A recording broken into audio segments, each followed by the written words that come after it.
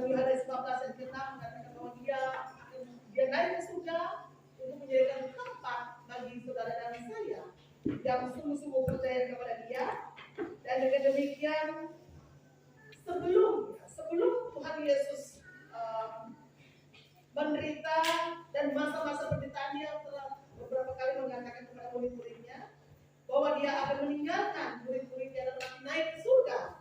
Dan murid-muridnya sedih dan bertanya bagaimana seperti itu.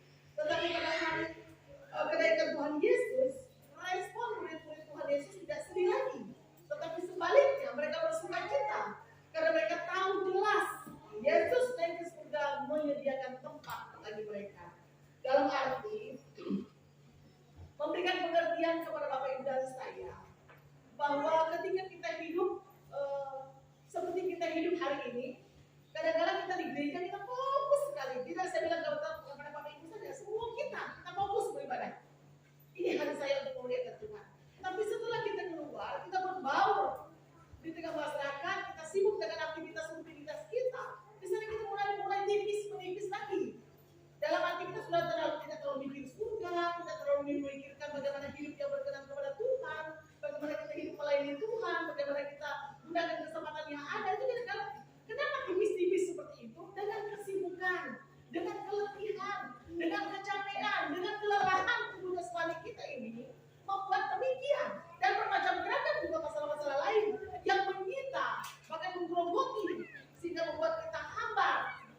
Dan sampai Rasul Petrus mengatakan, kadang-kadang ada orang bertanya, mungkinkah Tuhan akan datang? Pokoknya ada banyak respon manusia itu dalam arti mereka berpikir, Tuhan tidak mungkin datang. Nah, dengan demikian mereka melakukan hal-hal yang semakin parah dan runyam. Dan dengan demikian hal itu kita membaca, tetapi juga menegur. Ya. Kalau saya pribadi, saya membaca firman Tuhan, ini menegur saya. Nah, persis seperti yang apa kata Tuhan Yesus. Kamu bukan menangis buat saya, tapi menangis buat dirimu. Dan itu berulang-ulang dalam pikiran saya. Saya menangis buat diri saya. Apa yang saya tangisi untuk diri saya? Saat kita tidak mengalami masalah yang berat, saat kita enjoy, saat kita sehat-sehat, saat kita menikmati hidup ini, kita tidak pernah tersentuh itu. Tapi saat Bapak dan saya masuk ke dalam lembah kegelapan, sakit penyakit yang meninggi hidup kita, menerpa hidup kita, masalah yang menghantam rumah tangga kita, anak kita, istri kita, suami kita di saat itu Bapak Ibu, sepertinya kita sudah benar-benar tidak berdaya, dan saat itulah ampun. Lalu kita menyadari itu banyak menguatkan umat Tuhan kembali ke dalam Tuhan. Saya sadar kalau selama ini saya menganggap itu biasa dan tidak terlalu penting, tapi saat itu Tuhan engkau selalu ada. Dan itu kesaksian anak-anak Tuhan semua kita yang merasakan bagaimana pertolongan Tuhan tepat waktunya dan tidak pernah mengecewakan kita. Bapak Ibu, saya mengajak kita melihat dalam Lukas 24 ayat 50 sampai 53. Lukas 24 ayat 50 sampai 53. 52 maksud saya. Saya membaca ayat yang pertama, Bapak Ibu jemaat Tuhan baca ayat 51, 52 kita membaca bersama-sama. Lukas 24, Injil Lukas 24 ayat 50 sampai 52. Sekali lagi saya membaca ayat yang 50, sedang jemaat Tuhan baca 51, 52 kita bersama-sama. Demikian kenaikan Yesus. Lalu Yesus membawa mereka keluar kota sampai dekat Betania. Di situ ia mengangkat tangannya dan memberkati mereka.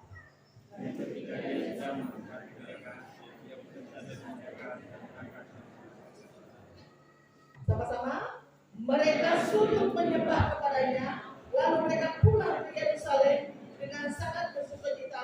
Lanjut ayat 53.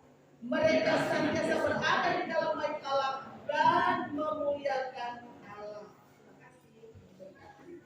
Bapak Ibu, di sini Kamis kemarin kita mengingat merayakan ya hari kenaikan. Pendeta sesuatu tidak merenungkan ini. Ada bagian berkat firman Tuhan yang beliau sampaikan. Tetapi mengapa hari ini?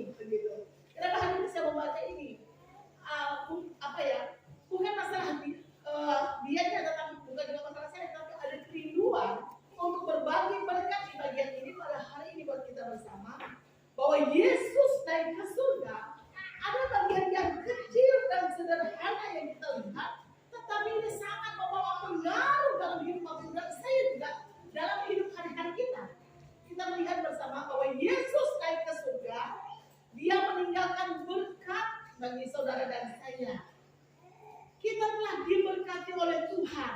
Berkat itu yang kita akan lihat daripada bagian yang ada ini, kata-kata perpisahan yang Yesus ucapkan kepada murid-muridnya pada masa itu, yang mengangkat tangannya dan memberkati murid-muridnya. Dia tidak pergi dalam keadaan yang tak senang. Yesus, dan biasanya kalau kita berpisah kita sedih. Dan itu yang terjadi pada sebelum bagian ini. Yesus mengatakan pada murid-muridnya bahwa dia akan meninggalkan mereka. Mereka sedih. Kemana Yesus pergi dan mereka bertanya kepada Yesus akan pergi, dan Yesus menjelaskan kepada mereka. Di bagian ini tidak. Mereka tidak bertanya, tetapi Yesus dalam kondisi senang dan mereka juga dalam kondisi senang seperti itu. Dan terus dikatakan dia tidak pergi dalam keadaan tidak senang, melainkan dalam keadaan kasih. Ia meninggalkan berkatnya bersama para murid. Ia mengangkat tangannya sebagaimana yang dilakukan oleh imam besar terhadap bangsanya pada masa dulu, baik itu Yakub, bahkan juga Musa memberkati bangsa Israel pada masa itu. Kristus memberkati mereka sebagai seorang yang memiliki wewenang di bagian ini. Wewenang untuk itu dengan memerintahkan berkat yang telah dia beli, yaitu melalui kasih dan pengorbanan yang kita pujikan tadi ya. Melalui kasih dan pengorbanan Yesus mati di atas kayu salib, dia bayar lunas saudara dan saya. Nah, dengan demikian hal itu yang dia lakukan dan terus dia lanjutkan kepada umat Tuhan yang ada. Dan kini para rasul juga memiliki 12 suku Israel, dikatakan sehingga dengan memberkati mereka berarti memberkati seluruh bangsa Israel pada masa itu dalam arti rohani, dan mengukir nama Bapaknya dalam diri mereka, yaitu Allah Bapa di surga. Sebagaimana Yakub dan Musa memberkati suku-suku bangsa Israel, Yakub memberkati anak cucunya, dan Musa memberkati bangsa Israel sebelum dia meninggal. Dan itu dilakukan oleh Yesus, bukan tiru-tiruan ya, tetapi itu yang dilakukan oleh Tuhan Yesus begitu mengasihi umatnya, murid-muridnya yang dia akan tinggalkan. Bapak Ibu yang saya kasih dalam kasih Tuhan kita Yesus Kristus, berkat diinginkan oleh semua orang, didambakan selalu ya di dalam ungkapan semua umat Tuhan. Ketika bersalaman, ketika berjumpa selalu katakan Tuhan memberkati, Tuhan memberkati. Kita senang, kita bahagia. Terima kasih Tuhan, Tuhan memberkati saya. Itu doa dan harapan kita semua. Dan ini dilakukan oleh Tuhan Yesus ketika dia naik ke surga. Ketika dia naik ke surga, dikatakan di sana bahwa ia mengangkat tangannya dan memberkati mereka. Bapak Ibu, pada saat kami rombongan tahun 2009 berangkat ke Israel, dan di sana ya kita ikut apa yang dikatakan oleh pemegang sejarah di sana, dan mereka berkata ini loh gunung, ini loh batu yang tempat diperkirakan oleh tokoh-tokoh, oleh para teolog bahwa inilah tempat di mana Tuhan Yesus meninggalkan murid-muridnya dan dia naik ke surga. Kami menyaksikan dan tunjuk ini loh tempatnya.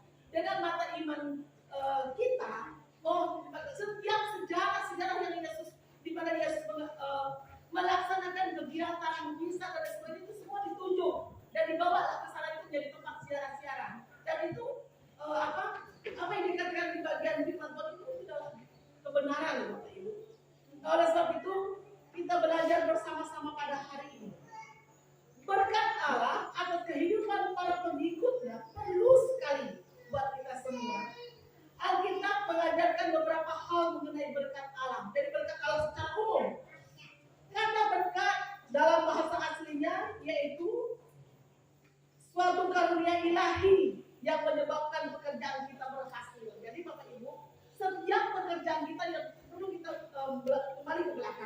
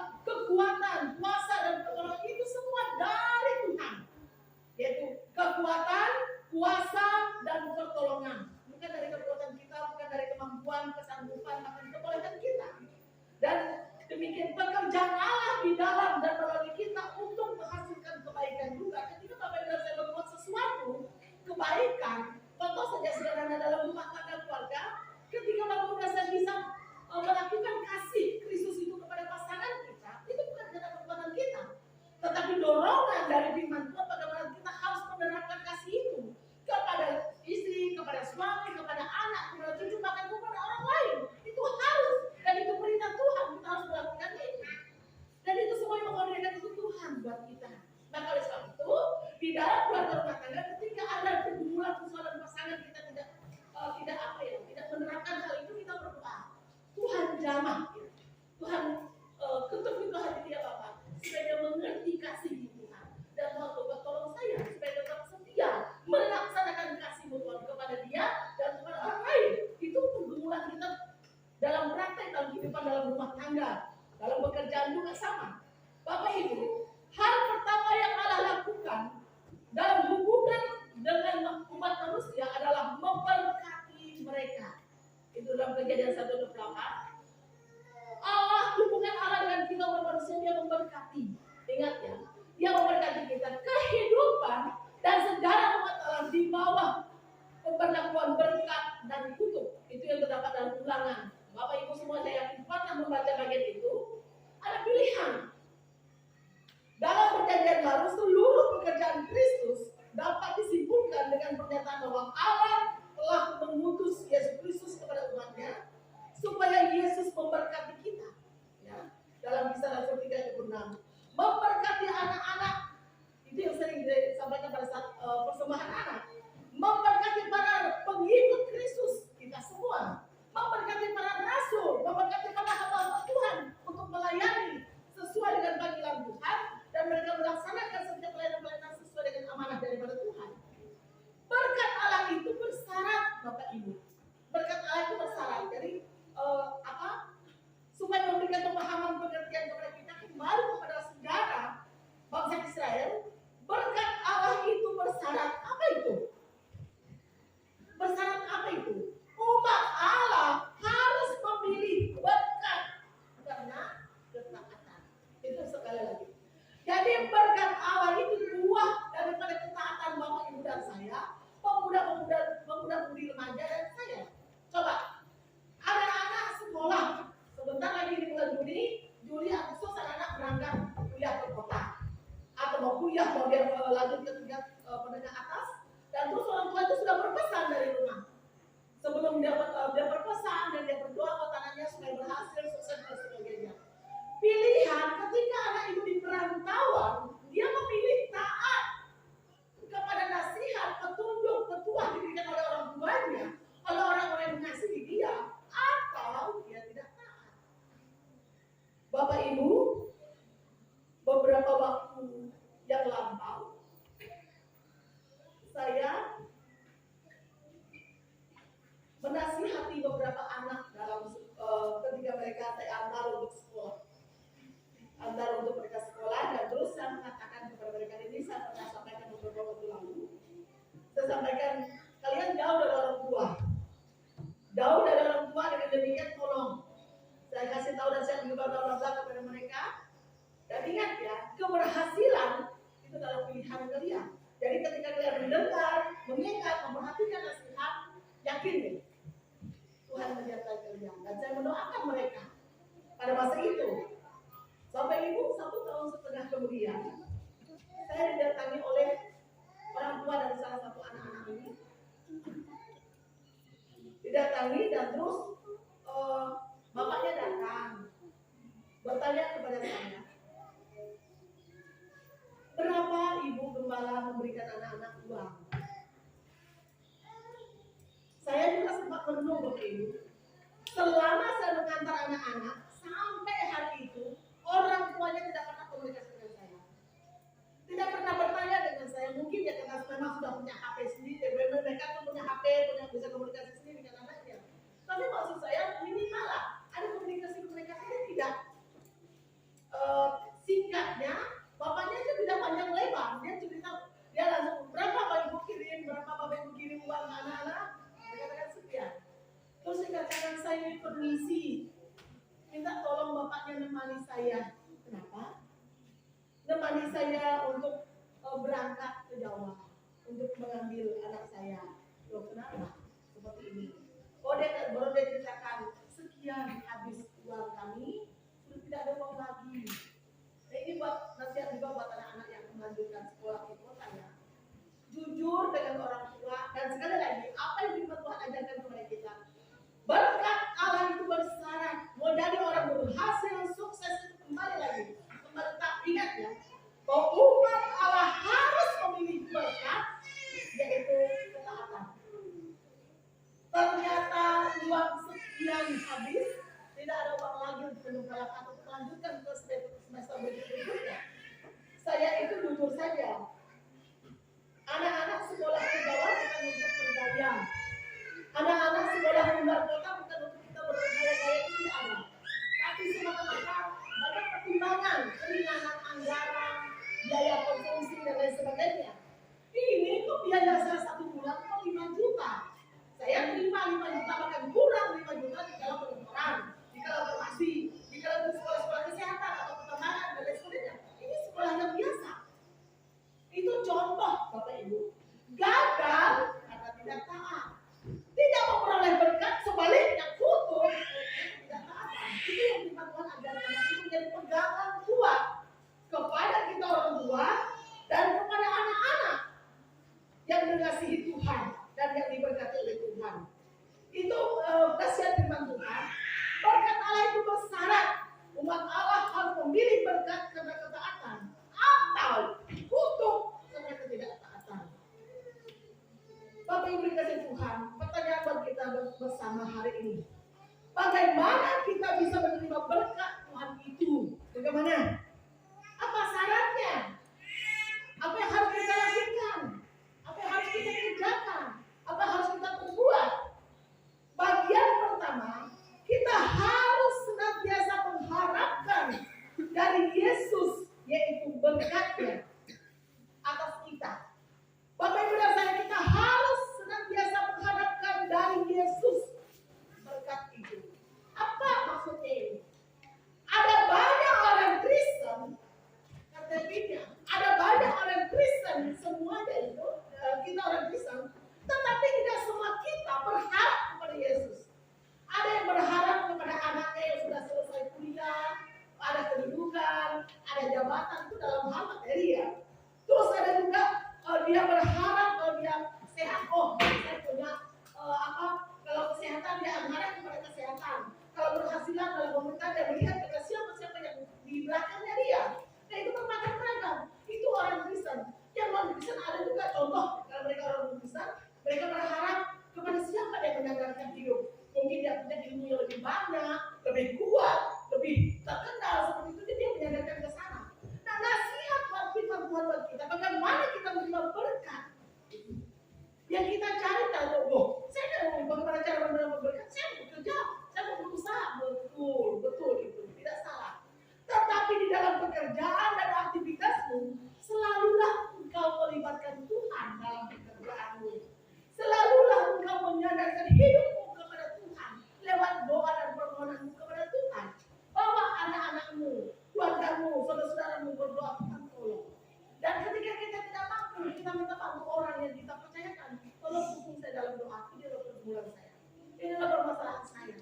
Bapak Ibu, firman Tuhan syarat kita untuk memperoleh berkat itu, kita harus senantiasa, tidak ada celah waktu untuk kita bersandar kepada kekayaan, tidak ada celah waktu untuk bersandar kepada kedudukan, kepada ilmu, kepada apa yang kita miliki, tidak ada.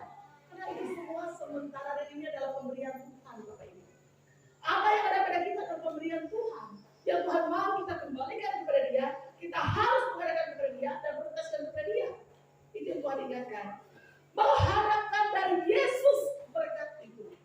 Tuhan, hanya kepada Engkau lah kami menaruh persaudaraan kami. Baik itu atas pelayanan, sebagai pelayan Tuhan, pengurus gereja, aktivis gereja, bahkan kami juga sebagai hamba Tuhan sama. Senantiasa mengharapkan dari Yesus berkat itu, bukan berarti kalau mengharapkan dari Yesus itu kita ketek-ketek dalam hati santai, usah bekerja, usah beraktivitas, bukan.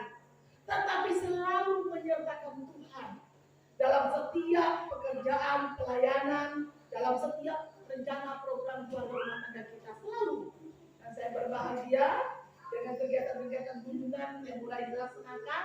Yang jemaat Tuhan, harapan saya 2 tahun lebih kita merasa lalu lantang kehidupan rohani kita, Bapak Ibu. Kita merasa apa ya? Apalagi yang ada sakit yang agak parah-parah kemarin, kita merasa lemas. Rohani kita pun lemas begitu. Tapi dengan kita kembali semangat, oh Tuhan, terima kasih. Tuhan kembali untuk menguatkan saya, memampukan saya. Bukan Tuhan kita. Kita kembali dibuatkan semangat karena Tuhan yang ada bersama-sama dengan kita. Bapak Ibu yang saya kasih nama Tuhan Yesus Kristus, banyak tantangan yang kita hadapi untuk kita tidak bersandar kepada Tuhan. Banyak godaan dalam pekerjaan, dalam aktivitas, dalam kesibukan kita hari demi hari. Tetapi ada kesempatan, Bapak Ibu, kita diingatkan oleh Tuhan, gunakanlah masa mudamu, gunakanlah kesempatanmu. Bahkan dalam kondisi sudah tua, apakah saya harus berbuat? Orang kita sudah tua, kita punya waktu untuk berdoa.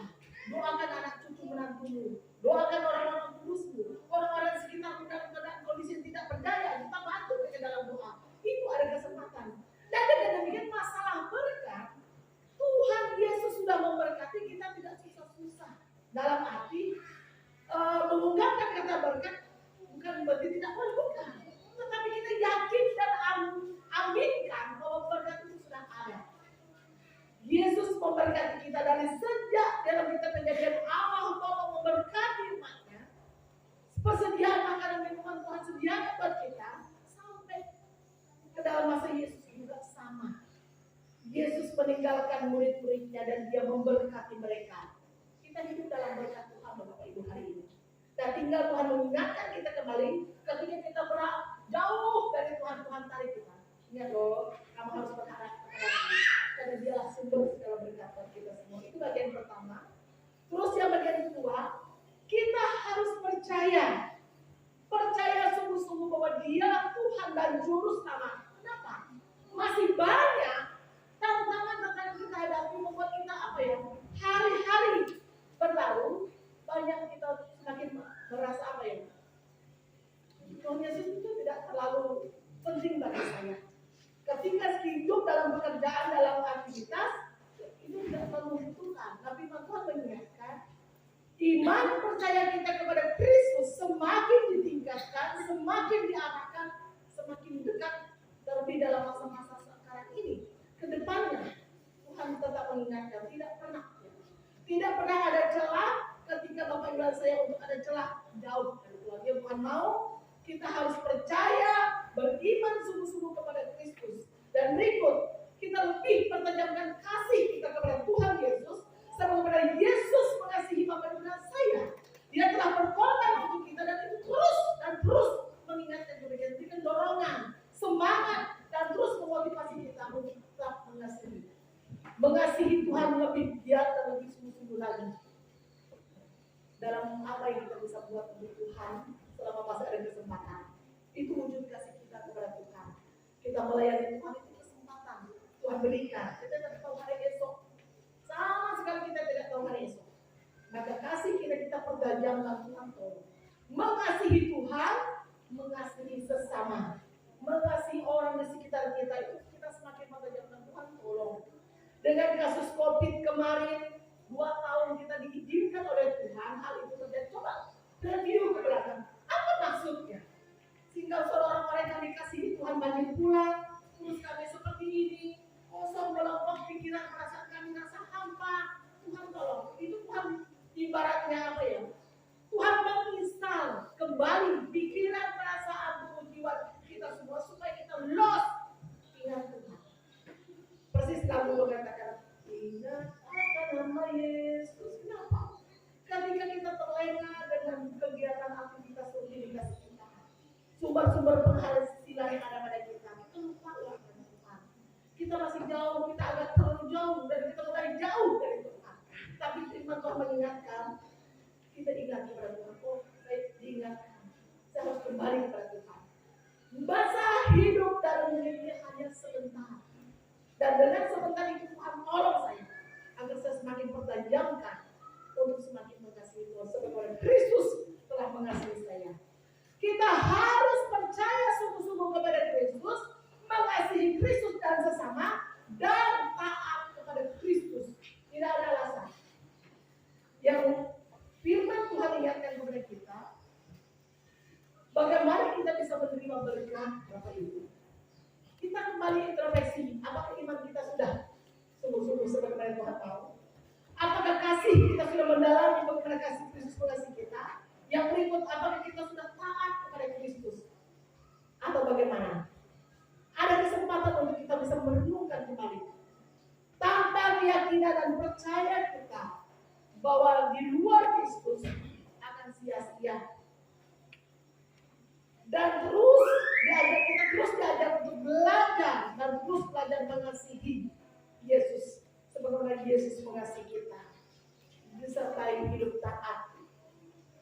dan berkatnya akan melimpah atas kita. Saya teringat kisah Ayub, Bapak Ibu.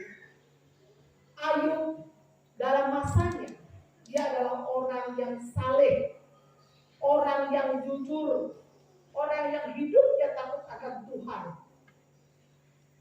Dalam masa perjalanan hidup Ayub, secara ekonomi yang kaya, Bapak Ibu. Biasanya kalau kita sudah mulai kaya, tantangan itu banyak, kesibukan itu pun banyak, Bapak Ibu, betul nggak? Banyak itu, kesibukan kita semakin. Hidup biasanya banyak itu semakin sedikit, karena banyak hal yang kita pikirkan. Bagaimana untuk mempertahankan kekayaan itu. Tetapi hal itu tidak mempengaruhi hidup Ayub. Dia tetap menjadi orang yang dikatakan di dalam masanya, dia adalah orang yang saleh. Dia orang jujur. Dalam kekayaannya dia tetap menjaga kejujurannya. Dalam kekayaannya dia tetap menjaga kesalehannya. Dan dia tetap hidup takut akan Tuhan. Itu tidak mudah. Menjadi orang kaya yang saleh, yang jujur, yang takut akan Tuhan itu tidak mudah. Tapi Ayub bisa. Itu menjadi perhubungan buat kita. Dan dia menjauhi kejahatan. Untuk kompromi yang tidak benar, yang tidak tepat, dia tidak mau. Berkat yang Tuhan berikan, dia gunakan dan dia lakukan dengan baik. Tapi apa musibah yang terjadi dengan keluarganya? Tidak ada kita yang tidak tahu. Semua kita tahu cerita Ayub. Dia mengalami problem, anak-anaknya mati, ternak-ternaknya mati, dari ternak-ternaknya mati dan anak-anaknya akhirnya anak-anaknya juga mati. Dan setelah itu dia tinggal berikutnya dalam dirinya. Badannya penuh dengan borok. Coba bayangkan, orang yang kaya turun. Nah, seandainya kita demikian, tidak seperti Ayub, kita kan ada juga kayak seperti Ayub. Terus kehidupan rohani dia mapan, ekonomi dia mapan, tapi dalam menghadapi ujian iman yang luar biasa. Tapi apa? Akhirnya kondisi dia rapuh dalam arti tubuhnya, jasmaninya, dan istri pasangan hidupnya pun mengatakan kepada dia, kutukilah Allahmu dan matilah. Coba dalam perkataan ini, kutukilah Allahmu. Pasangan hidupnya, walaupun suaminya ini hidup sungguh-sungguh mengasihi Tuhan dan Tuhan, istrinya ini hidupnya jauh dari Tuhan. Mungkin dia mengarahkan kepada kekayaan, mungkin dia mengarahkan kepada keberhasilan kesuksesan. Itu pilihan hidup. Coba bayangkan, dalam keluarga rumah tangga kita punya pergumulan sendiri, Bapak Ibu.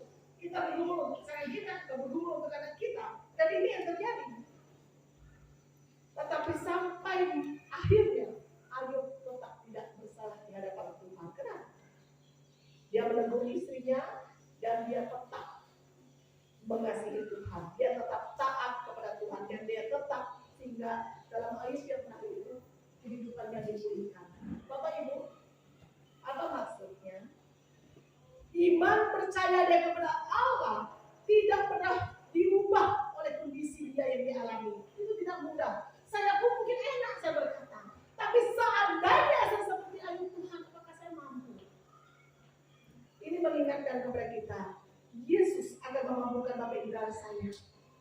Ketika Bapak Ibu dan saya bertekad untuk sungguh-sungguh meningkatkan iman percaya kita, semakin dekat, semakin setia, semakin mengasihi Tuhan, semakin taat akan firman Tuhan.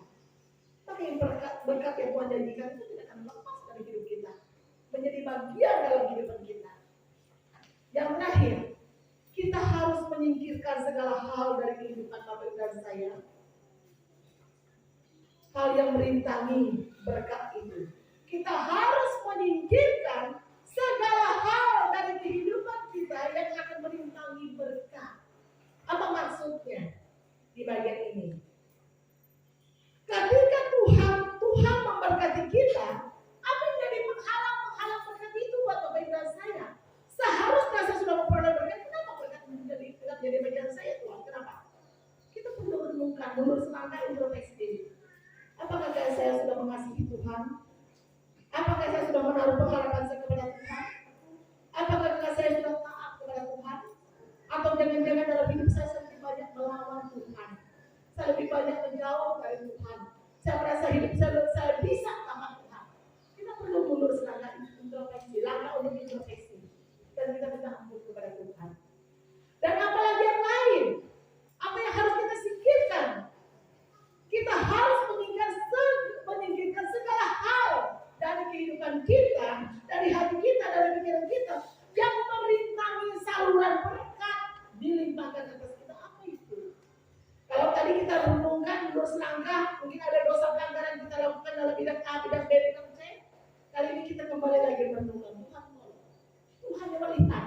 Selidikilah aku dalam Mazmur 139 itu. Selidikilah aku ya Tuhan. Engkau melihat.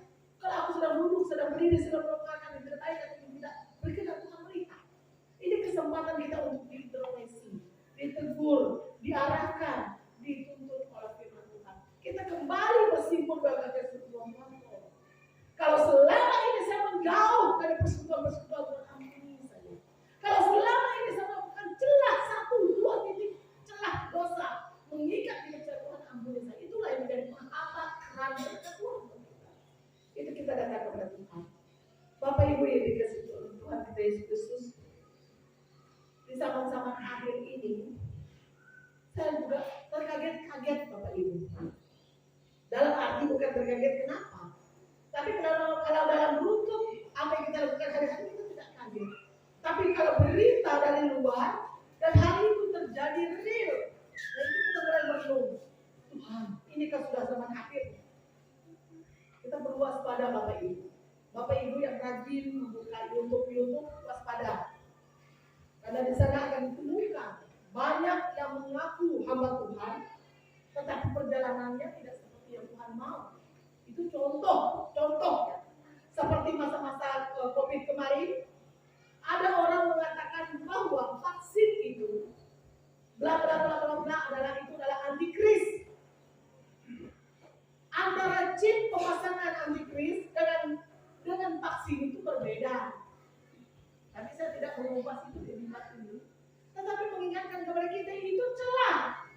Hal yang seperti itu akan mengarahkan kepada kita kepada kesesatan. Meski kita salah dalam menyimak daripada hasil tontonan, hasil bacaan, hasil apa yang kita sedang temukan hari demi hari. Dan kita bisa berjumpa juga dengan hamba Tuhan yang mengaku bahwa dia berjumpa dengan roh A, B, C. Sementara kita di sini diajarkan bahwa kita yang hidup tidak ada mengenal lagi dengan yang mati. Maksudnya tidak ada kita berjumpa setelah di dalam alam roh, terus yang mati itu meminta supaya kuburannya tolong dibersihkan, rumahku kotor, rumahku ini, rumahku itu. Sekarang aku tinggal di dalam lautan api dan seperti itu memang ada. Kasus itu yang kasusnya Lazarus. Tetapi itu bukan mimpi-mimpian yang seperti yang terjadi pada sekarang ini. Itu perlu waspada kita. Dan ada terjadi orang-orang mengaku dia sebagai hamba Tuhan, dia mendekati diri kepada Bapak Ibu yang punya kelebihan. Dan itu berbahaya sekali. Akhir-akhir ini bermacam ragam Bapak Ibu, hal-hal menantang iman kita. Dan kita berpikir kalau itu mengarahkan kepada berkat, ya oke. Tetapi ingat, Tuhan sudah memberikan berkat buat kita semua, tinggal dari respon kita. Apakah kita sudah semakin hari semakin setia dan mengharapkan itu sumbernya dari Dia satu-satunya, atau kita terus tingkatkan juga iman percaya kita. Ada hal-hal yang perlu kita renungkan di bagian ini. Bapak Ibu, mari kita terus mengharapkan berkat dari Yesus, bukan dari yang lain. Dalam hati kita imankan dan amini apa yang Tuhan Yesus katakan, bahwa Dia memberkati murid-muridnya dan memberkati Bapak Ibu dan saya juga pada hari ini. Sama, berkat Tuhan tidak pernah tertutup atau terhalangi tanpa daripada respon kita sendiri kepada panggilan firman Tuhan. Terus berikut, mari kita tingkatkan iman percaya kita, makin hari makin lebih giat mengasihi Tuhan dan sesama, dan semakin hari semakin lebih taat kepada Tuhan. Dan sebagai anak Tuhan kita taat terhadap aturan-aturan yang disahkan dan diharuskan di negeri kita juga dalam belajar untuk mentaatinya. Dan berikut mari kita meninggalkan manusia lama kita. mengarahkan kita untuk menjauh dari Tuhan. Manusia lama kita yang terus menerus menggerogoti hidup kita mengarahkan kepada kebinasaan itu adalah sumber rintangan dan menghalang daripada berkat Tuhan yang seharusnya disalurkan kepada kita. Kita bersama-sama mau datang kepada Tuhan pada saat ini. Mari kita berdoa. Kita imani janji Tuhan dan berkat yang Tuhan sudah limpah ruahkan di tengah-tengah umatnya. Dan itu dalam kehidupan kita dari hari ke hari. Kita melakukan apa yang Bapak dan saya miliki hari ini. Kita imani bahwa itu adalah berasal bersumber daripada Tuhan. Dan kita terus mohon Tuhan tuntun dan jauhkan daripada kita segala hal yang